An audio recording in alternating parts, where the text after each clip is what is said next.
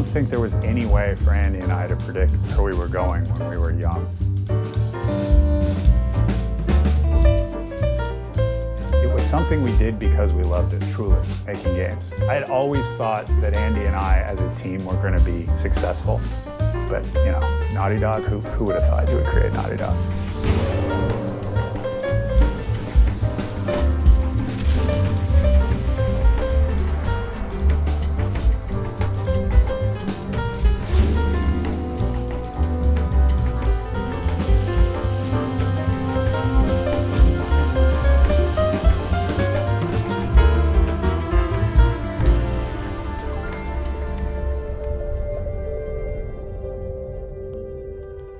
Jason and I met when we were 12, and we were sort of video game fans, and we were early computer owners. We both had Apple IIs. I had an Apple II Plus. I think he had a new model of the Apple IIe had just come out. Andy and I met in Hebrew school, and neither of us was that interested in Hebrew school, and we both had an affinity for computers. I had been trying to write my own video games because, well, that was definitely cheaper than $50. So we had this idea, oh, let's try to make one and sell it. There weren't a lot of books on the subject at the time. There was no internet. So you had to kind of learn on your own. And if you found somebody that you could talk to that might have more answers than you, it was very helpful. Andy had the answers. My games, they're programmed pretty well and they're fast and I know assembly language and stuff, but they look really bad. And his games looked really cool, but that kind of crashed and did weird glitches. And I'm like, why don't I program it and you draw it? We just sort of started doing that. It wasn't like, oh, let's found a video game studio. Beats mowing lawns. If you asked our parents today what they thought of what we were doing back then, they would say, oh, we pushed them to make games, we were very supportive. Nobody thought like that back then. Nowadays, it's awesome. You're 15 years old, you've sold an iPhone game, you're a hero, you tell all your friends. Back then, you were a geek. I mean, you were on computers. What were you doing? So we spent, a year and a half, making this really actually pretty exact copy of Super Punch-Out before actually getting into the question of which Jason's intellectual property lawyer father informed us, well, no, you can't sell that. And so again, we're like, let's do a more regular game. And I had gone on a ski trip and decided to make a skiing simulator, which utterly failed to recreate skiing, but was actually a pretty fun game. The goal was to get to the lodge at the bottom and meet up with the babes. I was a very bad programmer, but a decent artist. So I took it to Andy, and Andy said, oh, I can make that better. So he made it better, and we ended up with a game that was actually pretty fun. So we used this graphics toolbox that, it was from this company in Michigan called Vaudeville, and they had this little license thing where you could license it for like $150. And they said, you can definitely publish this. You had to get permission from them to publish it using their tool set, but we'd rather publish it for you, and we're national. And we were like, cool, we're 15, that's awesome. And you'll pay us? And they're like, we'll give you $250. We're like, whoa, we made it. So that was actually published in a real box. It was not the most glamorous box or anything, but there was this real excitement, ooh, it's like a professional thing, your name and lights of sort. Ski Craze probably sold 1,000 units, but we made a few $1,000s off of that. And keep in mind, this is 1985, 1986, and today's dollars is probably $2,000, $3,000. That's a huge amount of money for a 15-year-old back then. And we were rolling in it. I mean, we were pimping. We thought we really should be bigger than this. It was pretty obvious, Electronic Arts, which was sort of new and not public yet, and was very sort of pro game designer. So we called the front desk, literally. Oh, you've made some games? Well, FedEx us your games. So we FedEx them the games, come back, they're like, yeah, we'll make a game with you. What do you want to make? And so we started making games for EA. And to make it sound easy, it actually was that easy. We just cold called. How's $15,000 and 10%? And we're like, cool. And it progressed and it kept rolling. And the last computer my father ever bought me was the first one he bought me. Everything else was funded by the rolling success of the games as we moved forward. So they sent us a contract, and our dads, who are actually lawyers, haggled it over a little, and we renamed the company from Jam Software, which vaguely stood for Jason Andy's Magic. Which is about the worst name you could ever have for a game company. But we stuck with it for a couple of games when we were working with Vaudeville, because that's just what we had come up with. When we started working with Electronic Arts, Trip Hawkins said, we looked, and this name is actually taken, so you need a name. And we thought, that's gonna be tough, because we really don't know what we want. And he said, you really have 24 hours, because we want to sign this contract. It's hard to remember exactly where the name Naughty Dog came from. To this day, I don't remember who came up with it or how, But in 24 hours, we became Naughty Dog. So at that time, we were actually a company, but Jason and I went to college and went in different states. So I went to Harvard College in Philadelphia, and he went to the University of Michigan. So we were doing this all by the phone, which meant for very large, long-distance bills, and that the baud rate of our modem was like, our modems was rather essential. But the distractions of actually going to college were more significant. Assignments, girls, parties, and whatnot. Even so, they were like, well, what are you gonna do for your next game? And we had a pitch.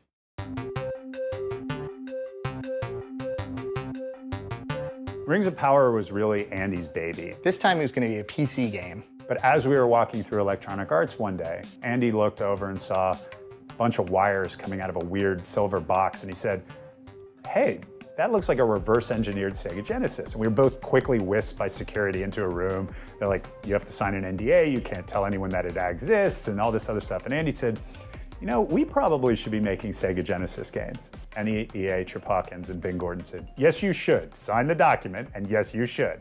So we became Genesis developers almost by accident. So Rings of Power sold 100,000 or 95,000 cartridges, and it was probably actually the most complicated and involved role-playing game like ever done on a cartridge machine. EA can only print so many cartridges. So they called us up and they said, we have good news, we have bad news.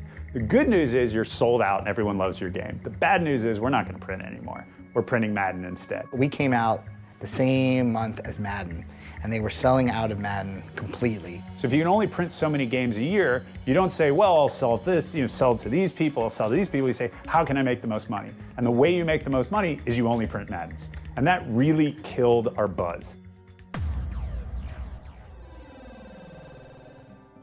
And we decided to stop working on games. Andy went to MIT to study artificial intelligence at the computer science department.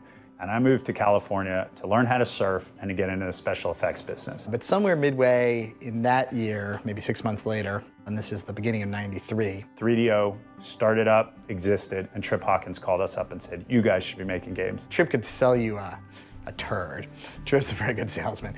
So he was spinning this thing, and it sounded very cool. And he's like, why don't I send you a development machine for like free, just check it out. We said, no, we made this Rings of Power game for you guys and you didn't reprint it. And he's like, we've solved that. We're making CD-ROM games. And he knew the hotspot. He's like, I know you didn't like how it all played out with those cartridges. He's like, but this is on CD. It's 650 megabytes. Huge amounts of data. Endless. 3,000 polygons. 16,000 colors. Ooh. You can make as big a game as you want. Put in digital music, put in movies, put in whatever you want.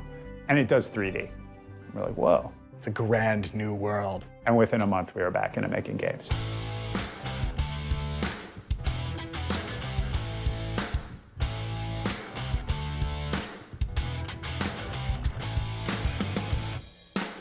And at that time, the hottest games in the arcade, by far, were the fighting games. You've got this great game, Mortal Kombat, and you've also got Street Fighter that are doing incredibly well.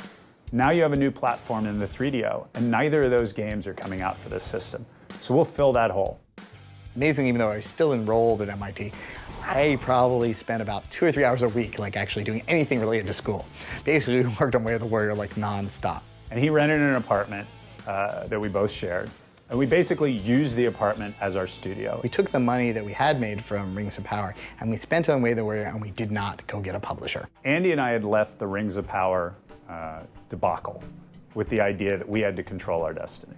Way of the Warrior turned out to be a game we could make with our own money, on our own budget, on our own time, without a publisher. So when the first trade show came out, we were the only unsigned project. There are all these publishers and they're like, oh, who's publishing this game? Like, no one yet. We're looking for a publisher. And that was a very unusual circumstance for them because they were used to having to put up money for more or less an idea and a team. And instead they got to see what they were getting here. So a bidding war started. Universal thought, we've got to get into games. We should go out, we should acquire some good studios, bring them onto the lot. They had offered us this deal that was too good to turn down, which was called a housekeeping deal, which they're like, move out to California and we'll give you offices on the Universal lot next to Spielberg, and they're free. We'll give you a secretary and like phone and internet and all that. It's all free. And I remember when I convinced Andy to leave graduate school, his father said, "That's the dumbest thing you're ever going to do. You're leaving MIT, computer science with a master's degree. You could go for your PhD. This is a bad move." And so we moved out to California to work on Universal Studios' backlot and started working on what ended up becoming Crash Bandicoot.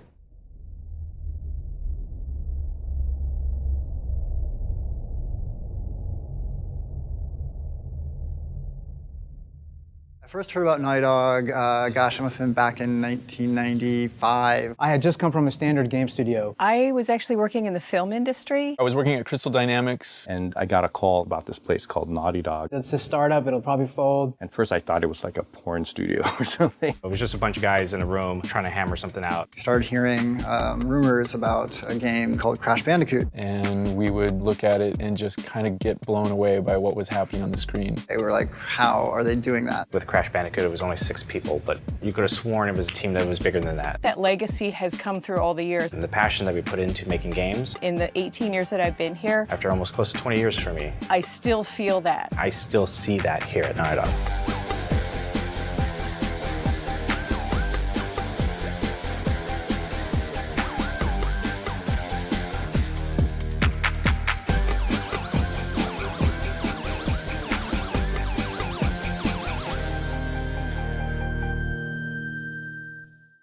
So I first ran into Andy and Jason about 20 years ago now, when they were in the process of packing up everything and taking the big drive from out east to set up shop on the lot and start making games for Universal. Way of the Warrior was our last garage game. It had its problems, but it taught us a lesson, and that lesson is there's a marketplace, and the market wanted a fighting game, and it wanted it on 3DO. So when the rumored next generation systems came out, we thought, there's probably a hole to fill there too. So it was still early in the days of PlayStation. There's a belief in the console business that each platform needs a mascot. And on PlayStation, there's no such thing like Mario or Sonic. We've been playing a lot of Donkey Kong Country, and we always loved that type of game. And we're like, well, what if we did one of these in 3D? No one's probably doing that. It seems kind of hard. That was the #1 genre, if you looked out there, and they were all in 2D, things like Mario or Sonic, and we had this very large mutual interest in finding out, now that the hardwares could do 3D, what a character action game would become. Mark Cerny was our executive producer at Universal, and he was instrumental in creation of Crash. We got along right away, and he was clearly so smart and so knew everything about the video game business. He was the producer of the title, and he was doing game design and helping the all aspects of the development. And of course, behind Mark was Naughty Dog. First big conversation we had was staffing. Is Andy and Jason were used to doing titles, just the two of them. And we thought about it, and we thought, it'd be really nice to have employees, people to work with us, a team. And they thought they'd staff up to 5 people, but that they'd do 2 titles. So really the first conversation was, no, let's spend the money, let's focus on one game, let's staff up to huge levels. And we hired our first employees, and some of them are still here. The studio culture back when I started was crass. But it was a lot of fun. I was about 10 years older than everybody else and the only woman. And they kept saying things like, yes, she's a naughty dog, she's a dog. And I remember, though, it was kind of funny because Jason Rubin compared me to Jane Goodall and said that I was there just to see the male developers behave. Jason and Andy were both very charismatic guys, very self-assured and very confident, and they were talking a big game. There was an air of confidence that you could really feel. Like you knew these guys had a vision and they knew how to get there. Andy's the brains and Jason's kind of the passion, and those two guys together were, dynamite. They were the visionaries, and they definitely conducted the orchestra. It was a very small orchestra. It was like a garage band at the time. And we all sat practically in the same room, and communication consisted of, looking over your shoulder at the guy sitting next to you, or maybe looking over your shoulder at the guy behind you. Communication just was easy. Historically speaking, the team for Crash Bandicoot was huge. 7 people on one project. And we spent almost $2 million, if you can imagine that. It was in Hollywood, but when you visit the Hollywood office, was these indie guys working around the clock. I was used to working with thousands of pixels, and Jason Rubin said, I want you to do a texture for this wall, It has to be 32 by 32 pixels. I was like, you want me to do what? With what? It was unbelievable to me. I mean, of course, we now have projects with 300 people and we spend $100 million. But back in the day, Crash was the high end of what was being spent on video games. From the very beginning, and with no justification, we decided we were going to take on the best game makers in the business, including Miyamoto himself. And we thought we're going to make the PlayStation mascot. The 3DO was clearly sort of not winning. There was no competition, actually. It was losing against itself. And you had Sony, who was a new contender, but they seemed to be taking things really seriously. The machine was kind of clean and quite simple, and they didn't have a character mascot. With no urging or even communication with Sony, we started working on the title that we were convinced was going to become their mascot. Halfway through, we sort of slipped a tape to the head of Sony Computer Entertainment America. From Sony's standpoint, it was this weird thing out of left field that they were asked to look at a title that had over a year of production on it. The game was already past the alpha stage, meaning that game was fully playable from beginning to the end. And the Sony Computer Entertainment America saw the potential, huge potential of the title. So they sent somebody down, and there was Crash. And it was amazing. And nothing really had that kind of polygon draw level. They thought, this is a hole that we need to fill. We don't have a Mario. And so they kicked out, I forgot what title, but they kicked out another title that they had and put us front and center at the corner of their booth on more monitors than any other game, right across from Mario. And suddenly, we went from working on this game that we thought we'd be the mascot to, oh my God, Sony is actually putting us up against Mario. Crash ended up being the centerpiece for this very scrappy marketing campaign that Sony did. I mean, the guy in a suit. And it's not Crash Bandicoot, it's a guy wearing a Crash Bandicoot suit out in front of the real Nintendo headquarters taunting them. Even though Crash was never actually a mascot, he represented the system. 1 in 20 PlayStation titles that was sold was a Crash Bandicoot title. We thought Crash would do pretty well. We didn't anticipate it being the #1 brand for PlayStation. It just kept on selling and kept on selling. It didn't slow. In fact, it gained. Crash was huge. Crash, of all the characters that we created, Crash was the biggest. The success of Crash Bandicoot was something we both planned for and hoped for, but never perhaps really expected would actually happen as big as it did, even though it went exactly according to plan. And we were doing press, and we were having interviews, and things that had never happened in the past with any of our other games. But we were already behind schedule for Crash 2. And then we were behind schedule for Crash 3. We went from one crunch to another, which was the flip side of success. But now money was really starting to come in, and so Naughty Dog went through explosive growth.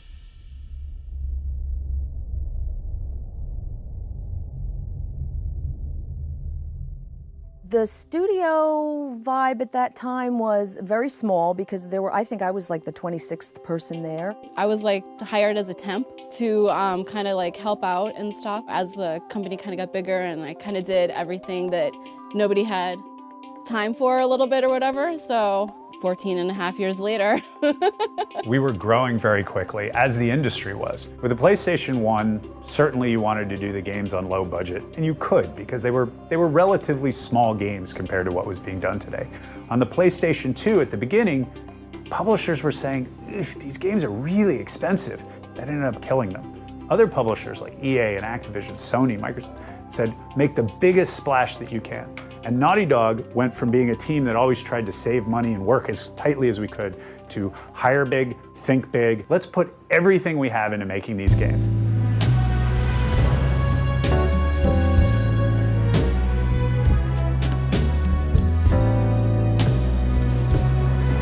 There was a technological leap. You could do a lot more in PS2 than it was in PS1. It let us really expand our design goals. We don't have any warp rooms or any of the things that we had. We wanted to stop building levels and build worlds. And so for Jak and Daxter, we wanted to take on that challenge. No load screens in the entire game. One massive, perfectly connected world. The Jak pitch was incredible. And you saw like just this depth of vegetation and all this life, and you're blown away because you've never seen anything like that before. And it was so powerful and moving, and it's about 15 minutes of just like, this is gonna be the biggest game ever. And the art was phenomenal. I mean, it was just so bright and colorful, and that really kind of hooked me, and I thought, God, this will make a terrific game. From my understanding, there was maybe the option with Jason and Andy getting the contract to continue doing Crash games with Universal and Sony. But the team, we all kind of voted like, let's move on, let's do something else. We felt a little hamstrung by that situation. And additionally, when the PS2 came out, we thought it'd be nice to be able to reinvent the character and start over. To most of us, it was a breath of fresh air. Some of us were kind of scared because it's a new IP, and we've always sort of gotten spoiled with the success of Crash, that it became like our comfort blanket. I have to say there was a lot of tension as we were getting ready to announce Jak and Daxter. Would this be received as well as Crash? Our expectation was extremely high because of course, the success of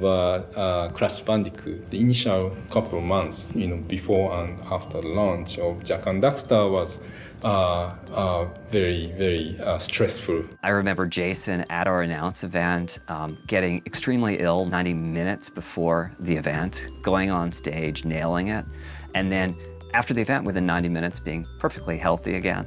And that's the degree of nerves we had as we were going out and telling the world about it. We were a little bit nervous because everybody had loved Crash so much and we kind of missed him. But as Jak and Daxter evolved, we started to feel better about the project. We were sort of trying to do the same thing because if you'd noticed, Jak 1 is a little bit for the younger age, but we were adding more story to it.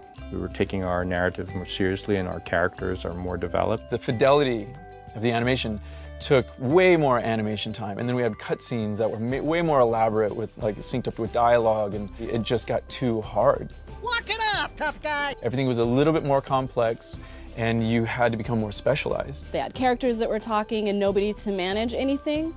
So that's kind of how I started doing the localization on that game. We had somebody who was doing nothing but lighting our levels, and we had people who were doing nothing but animating our characters. It was the first time in Naughty Dog history that we tried this. It used to not be that way. You used to just do it. And now do I have to go through this other person to do it? I'm not quite sure. It was a difficult shift for us mentally to get our heads around. We were 80 some odd people working on games, and I was trying to speak to every artist at least once a week. Andy was trying to talk to everyone on the engineering side, and it was getting untenable. They actually would pass around an old leather dog collar of Morgan's. And when you had that dog collar, you could say anything you wanted. It was kind of, kind of interesting, kind of nice. Once you get to about 50, you kind of stop doing that a little bit. Everybody went out to lunch together. Everybody would get up and say, okay, where are we going today? And as the company got bigger, it got more and more difficult to do that. It was now getting too large of a team for just Jason or just Andy to be able to go out and sort of speak the gospel of what the direction was. I hadn't had a vacation in a long time. The team got a month off at the end of every project. Projects were going from 1 year to 2 years, so that was less often. And that month, for me, getting ready for the next project and going on some sort of press tour. So I looked at it and I thought, I don't know how long I'm going to be able to do this without breaking down. When we found out Jason and Andy were going to leave, it was scary. We were going to become a wholly owned subsidiary of Sony, and we kind of liked the culture that we had at Naughty Dog, and were afraid probably that was going to change more than anything else. Some people were afraid that it would become sort of a more corporate culture. Do we sooner or later get folded into Sony? Will they allow us to continue to keep the culture that we have? Would they want to instate producers? You have to realize back then the only people that really made the decision was Jason and Andy. We all knew that those guys were sort of at the helm. They were out in front, and as loud as Jason can yell, he's going go faster and further and better, and you kind of knew or had some sense of confidence that he's out there doing that. If this is Jason's leaving next month, it's chaos, and a lot of teams fall apart with that. If this is Jason and Andy are leaving next month and there's no preparation, whoa boy. So I went to Shuhei Yoshida, who was my boss at the time at Sony, and I said, I believe that Evan Wells can run this company. They started grooming myself and Stephen White, who is the lead programmer at the time, to sort of carry on the torch. I didn't try to change what was working really well. So I maintained external producer in the US even, to continue to work with Naughty Dog, as if Naughty Dog was independent.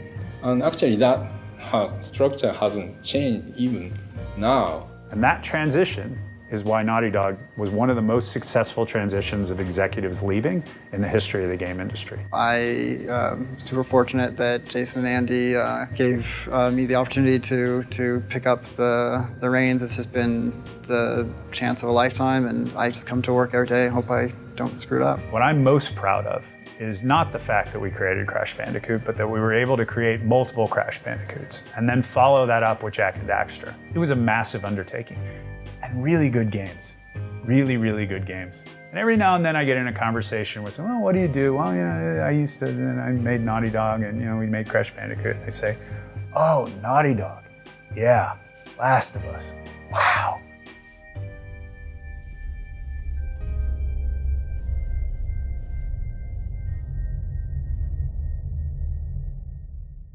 So, I mean, really, if we look at the history of Naughty Dog, I think we're seeing a time when Andy and Jason were running the company, and Jason was the very strong personality that anchored it.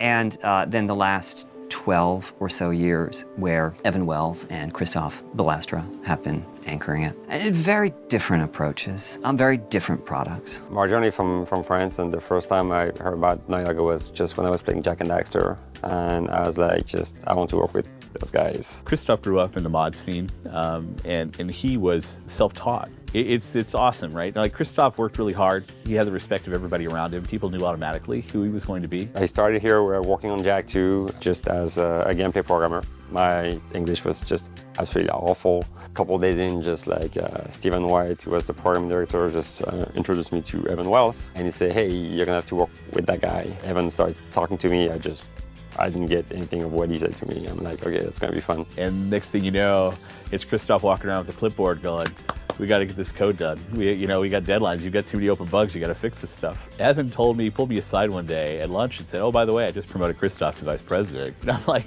well, that's pretty awesome. I got like a couple of promotions before I took the co-presidency with Evan. I didn't feel like it was just like, oh my God, I have that huge responsibility now. It was more like, okay, cool, all right, let's do it. Jason and Andy sold Naughty Dog to Sony, so we were sort of dealing with making sure that we kept intact all of the flexibility that we're accustomed to working with, and that we weren't, changing our company culture. Let's just focus on what we know and just what we love to do, and let's be driven by that. It's not like we had a master plan about how to execute for the next 10 years. We were looking at games that we were playing as well, that we were enjoying ourselves. Grand Theft Auto set the bar.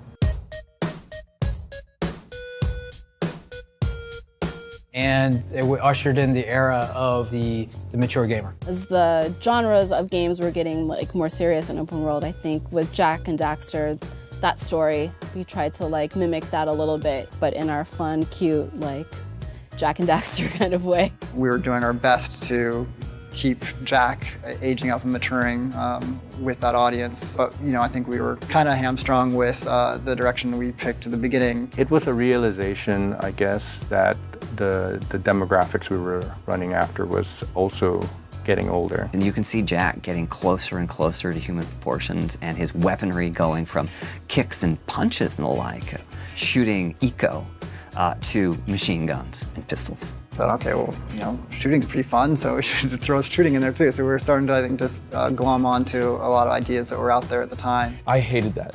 I hated all of that stuff. I remember some very heated arguments in the studio about the kitchen sink. What was hot on the market at the time, and the conversations were sort of like, let's add a hoverboard, let's add a mech.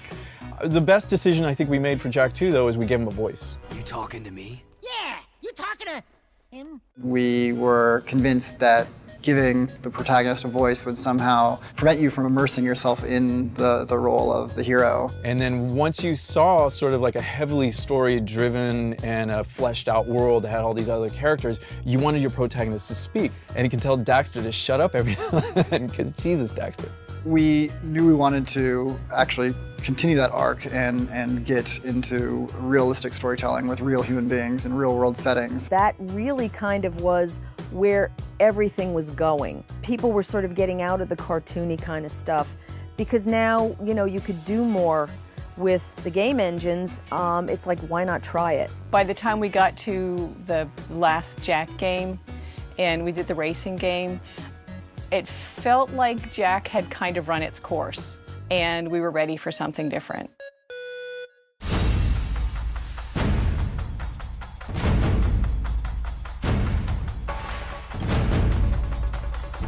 What became Uncharted was a horrifying experience. What was hard about making Uncharted? Like everything. We knew that everybody was going to get a leg up in the graphics department. That wasn't going to automatically help people animate their characters better. And so we knew that we were going to have the most sophisticated animation system that's ever been written.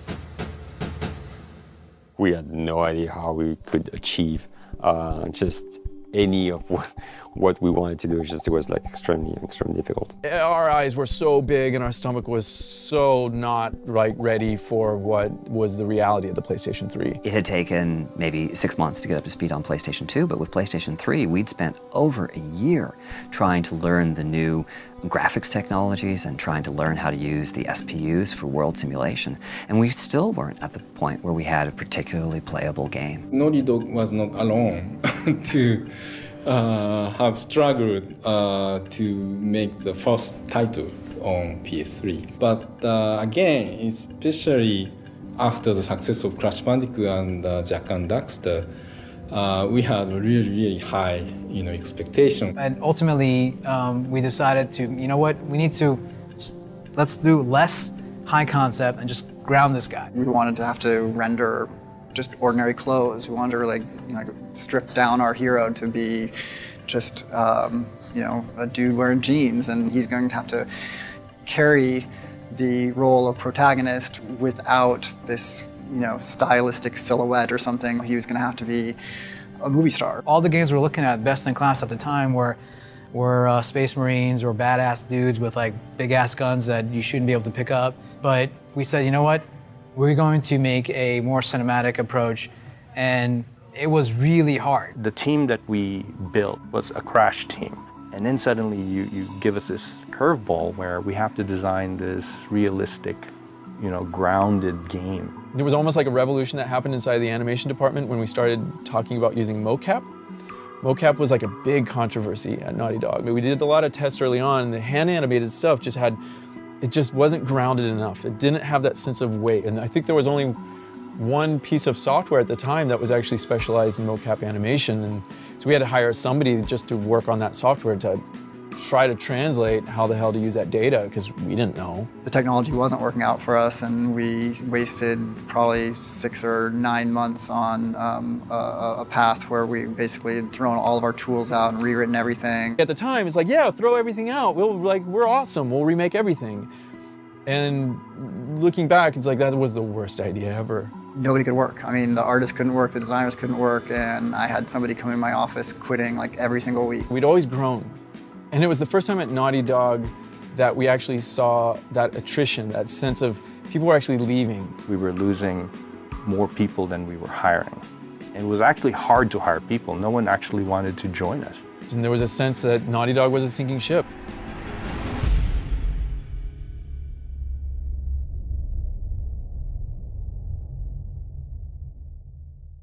We were struggling to make sure that we, kept everything on the rails. It was dark. I thought that, this could be the end of Naughty Dog.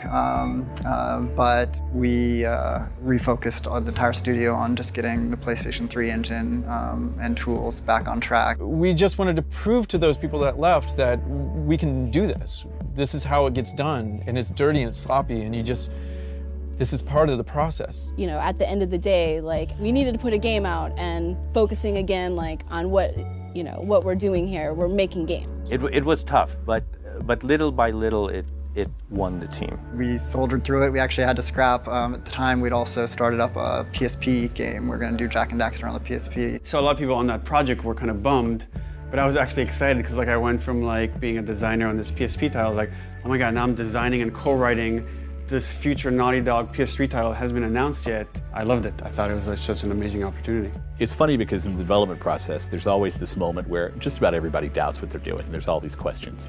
And it stays for months. And you have to fight through that. It takes great leadership. It takes people like Evan and Christoph. And once you get to that first milestone where you have that first vertical slice where everything is coming together and people can truly see what's going on, the whole morale of the studio changes and everybody gets it. But you have to fight to that point where people get it. Man, it wasn't until the final hour. It wasn't until literally you could sit down and play the game from front to back, start to finish. It was such a refreshing moment to sit there and play the game and actually feel like we did it. We were able to ship Uncharted 1 and keep the doors open. Even though Uncharted 1 was well received, it was kind of seen as a lot of people called it a sleeper hit. I remember sitting at the DICE Awards, and Uncharted 1 was up for 6 awards. And I remember sitting next to Evan and Christoph, and we kind of laughed at the concept that we're not going to win anything, ha ha ha. But every single time an award came up, and the nominees are, and it would mention Uncharted, a little glimmer of hope popped in my heart and goes maybe we'll win this one. And then constantly, 6 times, every single one shot down, didn't win anything. And I remember at the end of that night, I wanted to prove that all the people here at Naughty Dog were the best and the tops at what they did. Usually, when you finish a game, the only thing people want just to do is just go on vacation. And it was just so different this time around, because we knew the potential, we knew tech-wise, we could do so much more.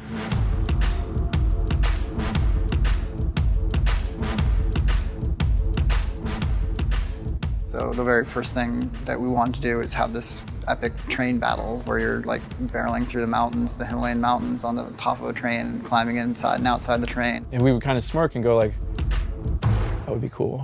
The train was the bane of my existence throughout the entire project. I was working on the train. I was working on the train with one of the designers, and the back and forth with that train between the programmers, me, and the designer, we didn't think we were ever going to get this train to work. That was sort of the initial goal that we set for ourselves, and it took the entire 2-year development process before it was fully realized, and we could actually play it in the last weeks before we shipped. Everything at that time, you had those big action set pieces that you just watched. For me, it was a revolutionary concept that you could be playing in that sequence where the helicopter's shooting at the building and the building's collapsing, and I could still be moving the main hero around. I still remember when I first saw the demo, E3 demo of Uncharted 2. Today, you'll see what is not only one of the best technical showcases on any platform, but an active cinematic experience like no other game out there. There was that moment when we showed the Warzone demo and the building falling around Nathan Drake. And by the end of it, when the hotel's collapsing, Nate barely jumps out and it was all kind of controllable and people were just going crazy. I was like, oh my God. I couldn't believe what I was watching. And he does this little quip and everybody laughed and it was this release of tension. We were almost in that. That moment and the code we had behind closed doors was the moment where everything changed for the studio. We're like, oh my God, that was awesome. People are gonna love this. Now we have to make the rest of the game like this. That demo changed the course of everything, and you could feel the momentum shift. We knew, if we just deliver on this promise, we're gonna have something really unique. And then the success was just even bigger than what we anticipated. People responded to it in a way that none of us could have imagined. Even though we had worked really hard on it and we loved it, we were amazed at the response we were getting. We would just sit there and be in awe when you looked through all the game sites, and it was just like, oh my God, we actually made this game. We had all those awards. It was crazy. I was like, that's never gonna happen again.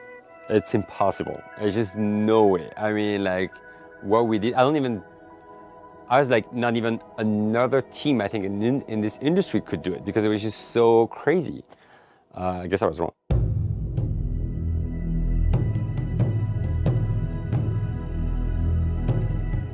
Over the course of Uncharted 2, we did really develop a lot of really great leaders, and we wanted to make sure that we were giving the team an opportunity to grow and spread their wings and not sort of just get in a cycle of just churning out sequel after sequel. They asked me and Bruce Straley, who was game director on Uncharted 2, to head up a new project while the rest of the team went forward with Uncharted 3.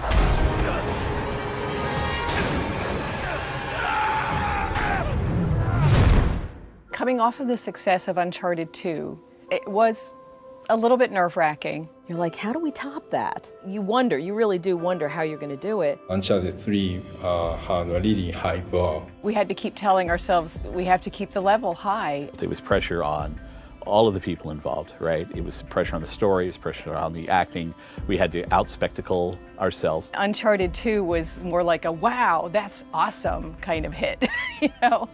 And in Uncharted 3, the story became more personal. You got to see more of Nate's background and how he was as a child and how he started. So it made the audience really become more involved. The team introduced many new aspects and improved upon in what was achieved with Uncharted 2 and didn't disappoint. Coming from Uncharted 3, where you've already thought you've squeezed every performance from the PlayStation 3 and you're asked to do much better. The Last of Us was a very, very hard title to do. And we spent months talking about different kinds of games, multiplayer versus single player, minimal narrative versus heavy narrative. And by the end, we kind of like settled this one sequence in Uncharted 2 where you get teamed up with Tenzin, this Sherpa that rescues you, and how much we were able to create a bond between these two characters through gameplay. Now we kind of asked ourselves, like, well, what if we made a whole game about building a bond between two characters? So we knew from making Uncharted that we had a good idea of how to develop characters and how to parallel core mechanics in with character development. How can we take those same concepts and apply them somewhere else? You would think after doing Uncharted, which is a very grounded game, would be doing Space Marines and Final Fantasy something, but we even went more restricted and we more grounded. But we did know that there were some inherent risks there.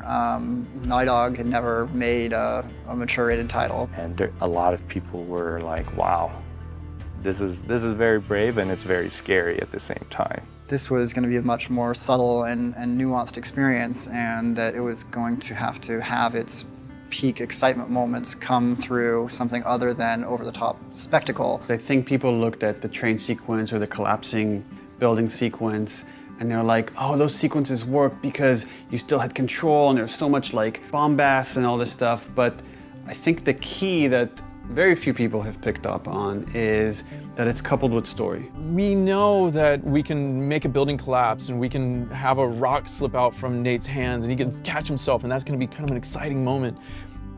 But this is a different world and a different rhythm as far as the pacing and what we're trying to tell with the characters. Was this going to be fun not having a jump button? Was it going to be fun not being able to have all of those big over-the-top kind of moments? In the beginning, like any IP, the feeling was more negative than positive. I wasn't quite into it in the very beginning, but as you're going along and you're starting to see more and more of the game and you're starting to see more and more of the story, you're like, oh, okay, this is good. I was hearing things from this, from Sony, like, it's late in the console cycle for the PS3. Nobody introduces a brand new IP year 5 in the life cycle of the product. The initial forecasts for sales were extremely low.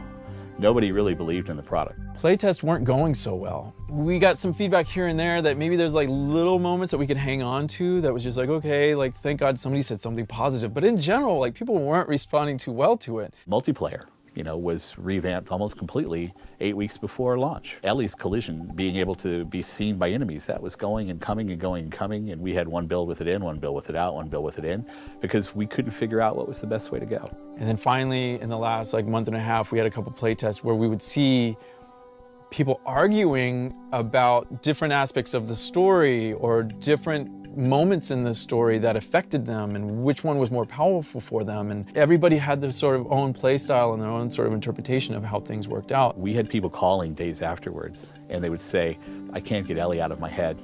3-4 days later, they're like, you got to tell me what I missed, what else happens, like what happens to her. And this is unheard of, right? We've never had people get so emotionally wrapped up in a story before.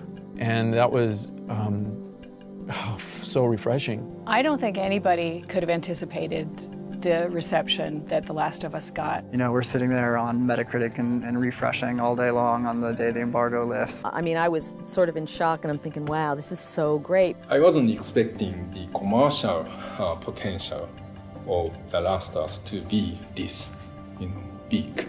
So, another cap off to Naughty Dog team. it's amazing talent and passion to make that game.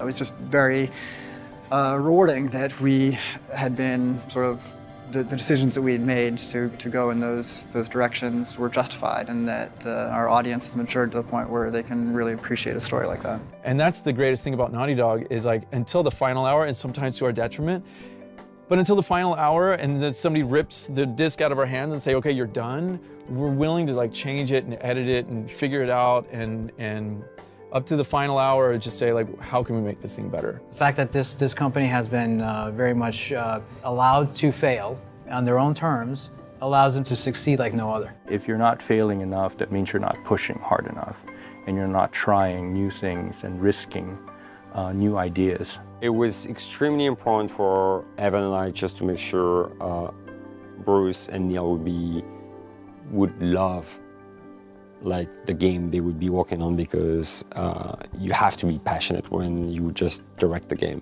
You have to 100% believe in it. If we aren't excited about developing it, then surely the gamers aren't going to be excited to play it. So it's got to be a labor of love for how hard we work on these games. I mean, it's really amazing how they've managed to balance the company goals of creating these massive titles using now hundreds of people.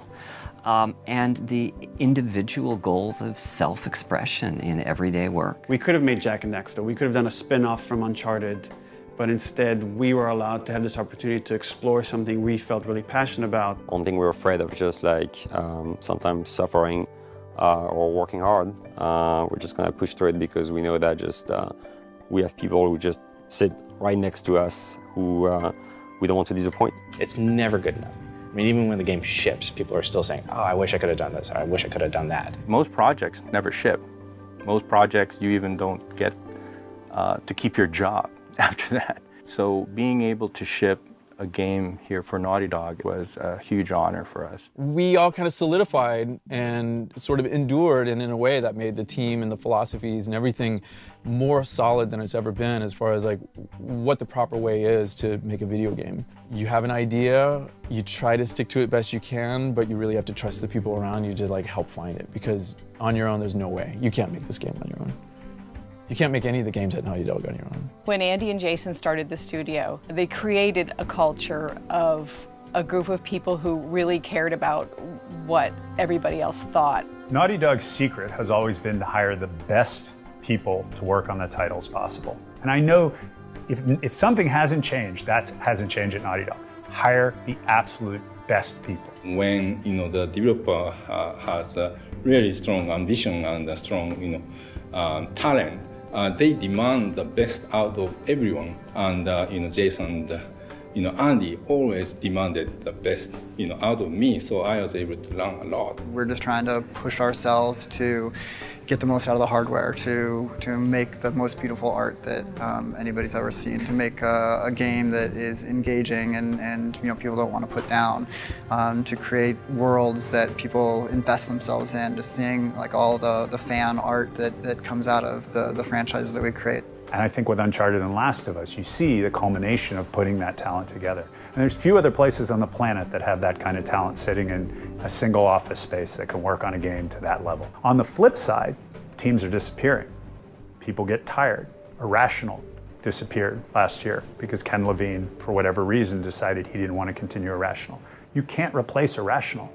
They made fantastic games, but there won't be another Irrational. If Sony wanted to make another blockbuster game, there's only so many teams. They can't create a team out of scratch to make it very easily. It just doesn't happen. So Naughty Dog is special, and we set out to make the Naughty Dog name mean something, and now people do say, that's a Naughty Dog game. I know it's gonna be quality, because I know that team.